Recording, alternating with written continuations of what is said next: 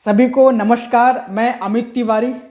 दोस्तों, मेरे पास एक प्रश्न आया है कि सर जी, जब मैं स्टैमरिंग को ठीक करने के लिए इतना फोकस्ड नहीं था, इतना प्रैक्टिस नहीं कर रहा था, मुझे इतनी स्टैमरिंग नहीं हो रही थी, लेकिन अब मैं स्टैमरिंग को ठीक करने के लिए पूरा फोकस्ड हो गया हूँ, बहुत प्रैक्टिस कर रहा हूँ, लेकिन अब तो ऐसा लग रहा है कि मेरी स्टैमरिंग बढ़ गई है, घटने की सिवा बढ़ गई है।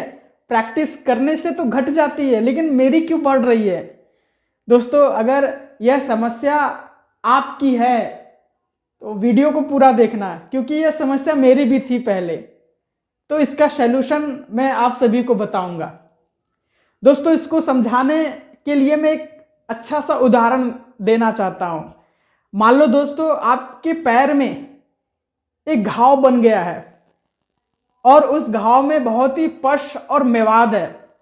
तो दोस्तों, उस घाव को आप सहन कर लेते हो कुछ दिन तक, और पैंट वगैरह पहनते बहुत ही आराम से पहन लेते हो, उसको टच ना होने पाए, तो इतना कष्ट हमें नहीं होता। हाँ, लेकिन कष्ट होता है, फोड़ा घाव हुआ तो कष्ट होगा। लेकिन जब उस फोड़े को डॉक्टर के पास लेके जाते हो और दिखाते हो, डॉक्टर जैसे ही देखता है वो आपके घाव को चीर फाड़ करने लगता है, तो आप बहुत ही परेशान हो जाते हो।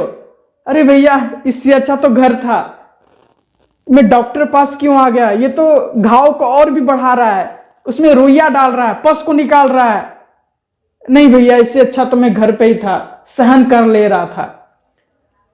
तो इसी प्रकार दोस्तों,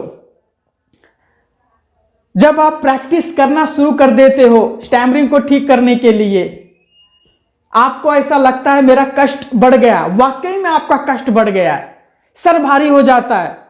हमें ऐसा लगता है कि अब तो हर एक शब्द में हो रही है, हमें इतना कष्ट और पीड़ा होती है। मैं समझ सकता हूं आपकी बात, लेकिन दोस्तों, अगर आपको यह समझ पैदा हो गई, अगर फोड़े को ठीक करना है तो इसके अंदर का जो पश है, मेवाद है, पूरी तरह से निकालना होगा, तभी यह घाव सूखेगा।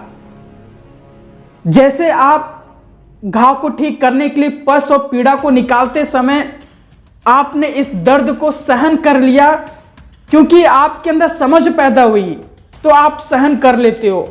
तो इसी प्रकार अगर आप फोन कॉल की प्रैक्टिस करते हो, अनजान लोगों से बात करते हो, तो आपको कष्ट और पीड़ा होगा। आपको इसी और कष्ट को, पीड़े को सहन करना होगा।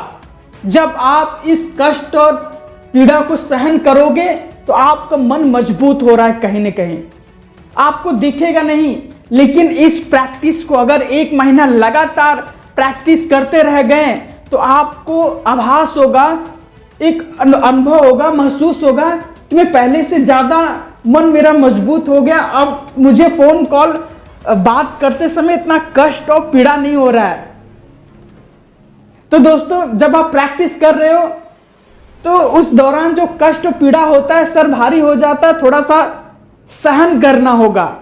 लेकिन हां, आपको एक बात का ध्यान रखना है कि जिस तरह डॉक्टर घाव को ठीक करते समय चीर और फाड़ करता है, उसके बाद वो मरहम भी लगाता है। हम गलतियां क्या कर रहे हैं? हम प्रैक्टिस के दौरान हमारे मन में इतना कष्ट होता है, पीड़ा होता है, हम उस पर मरहम नहीं लगा रहे हैं।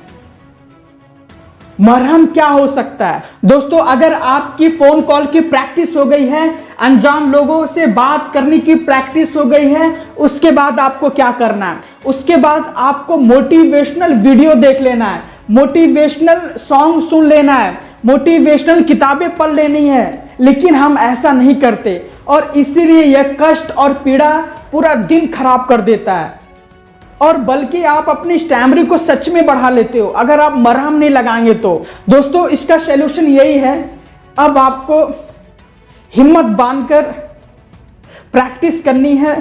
जो भी कष्ट होता है, जो भी पीड़ा होती है, उसे सहन करना है और मरहम जरूर लगाना है। तो अगर हम ऐसा करते हैं, आप देखेंगे 1 महीने बाद आपकी आवाज में परिवर्तन नहीं आई, तो वीडियो में आप आकर के लिख सकते हैं कि सर, आप जो भी बोलते हैं सब गलत है।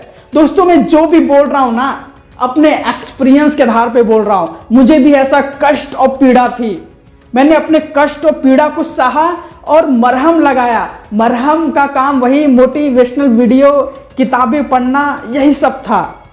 दोस्तों, अगर मेरे से स्पीच थेरेपी लेना है या मेरे साथ बैठ करके योगा मेडिटेशन का ऑनलाइन क्लास लेना है तो आप ले सकते हैं। मैं नंबर को मेंशन कर दिया हूं। और यह वीडियो अच्छा लगा तो ज़रूर लाइक का बटन ठोक के जाना। सभी का मंगल हो।